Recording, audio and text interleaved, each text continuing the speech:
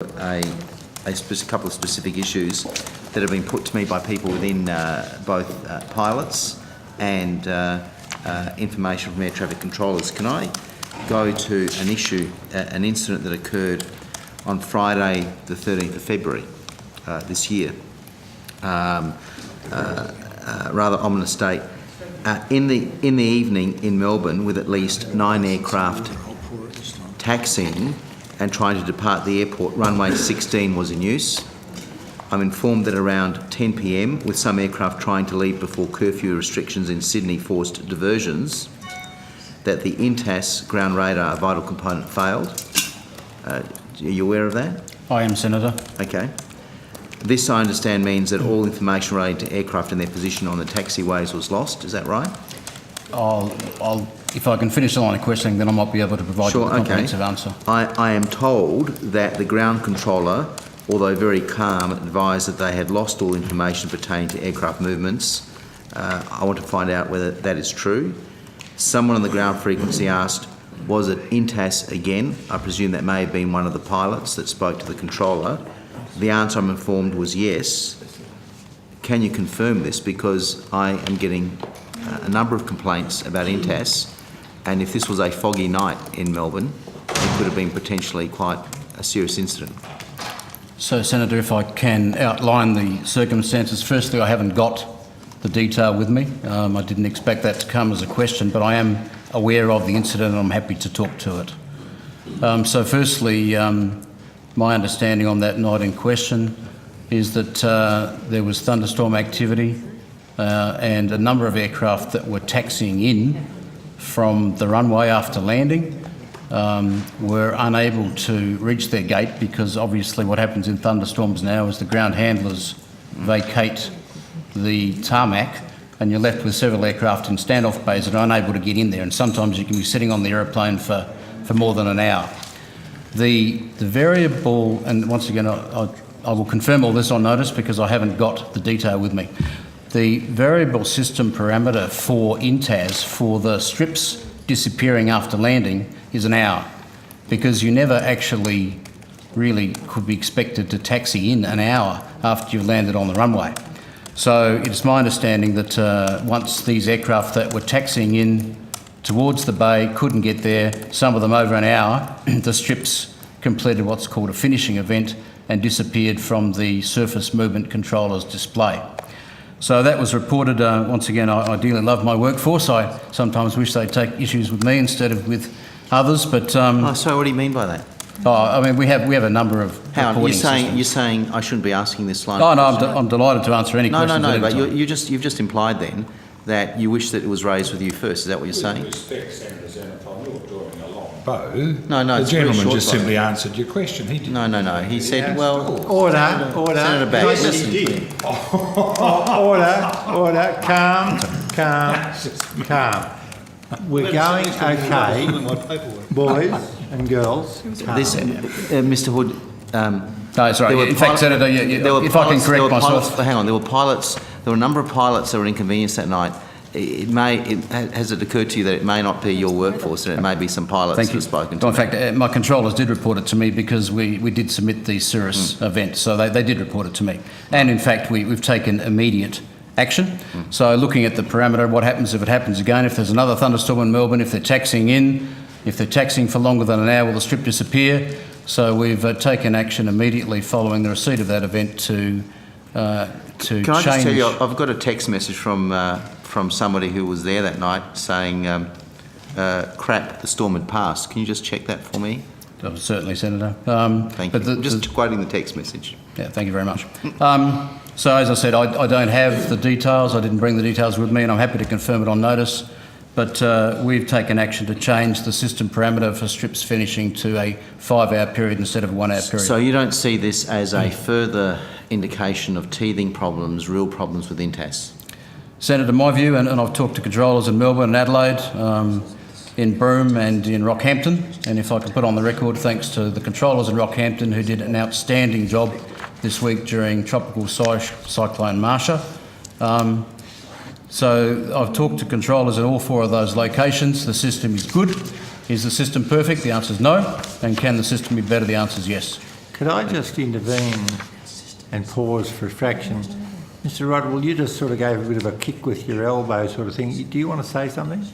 Senator, I was just going to point out to Mr Hood that the controllers can continue to see the aircraft from the tower. This is a system setting that is put in place in the INTAS system so that when the aircraft has landed and completed its movement and proceeding onto the bay, and the controllers no longer need that information, then there's an hour set aside there for that normally to occur. The situation that occurred here was that because the aircraft was sitting waiting to get onto the bays, then the parameter that had been set to an hour actually was triggered, and a number of the aircraft strip displays were removed. So we're addressing that by adjusting that out to 5 hours, so that if we ever do get another situation where we've got aircraft sitting on the ground waiting for a long period of time to go onto their bay, that information is still available to the controllers. This is triggered by the safety of the ground crew on the ground, which I can relate to, having had someone in my family recently who was leaning on a gate and the lightning struck the fence a mile away. And I just want to go to a specific, can I just, if I may, Chair, and I'm conscious that Senator Edwards has been incredibly patient, I just want to go to a specific incident that occurred on the 12th of November 2013, that there were departures from Melbourne runway 16 and Essendon runway 26, so I think Essendon's to the south of Melbourne Airport, correct? And which intersects south of Melbourne Airport in terms of those two runways when aircraft are taking off.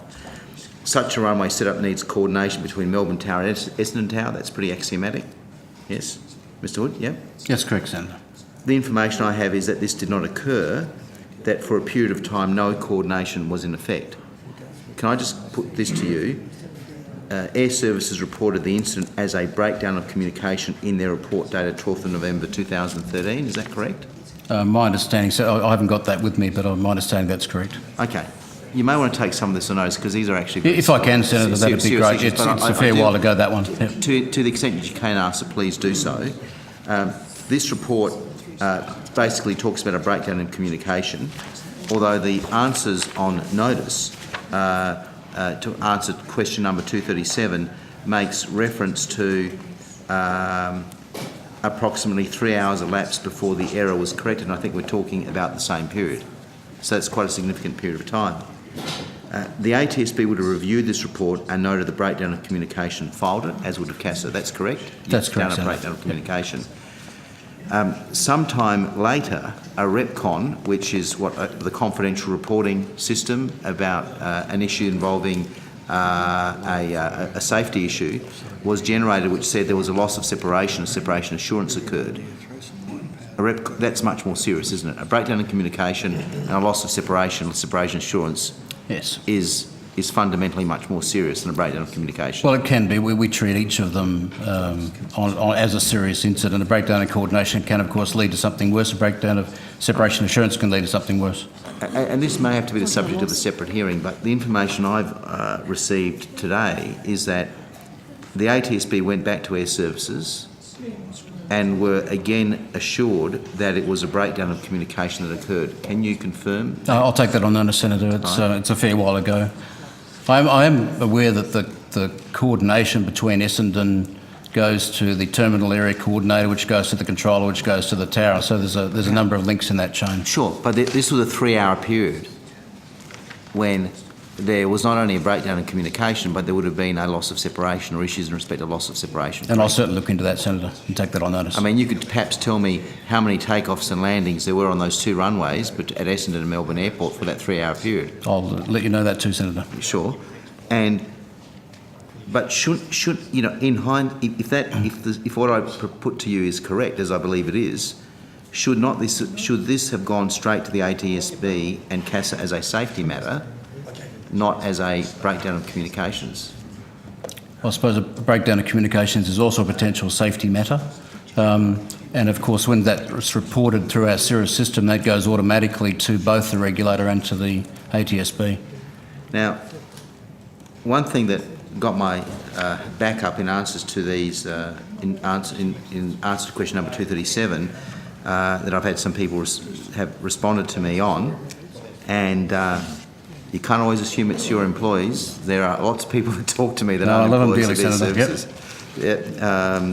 And God bless them all who keep talking to me.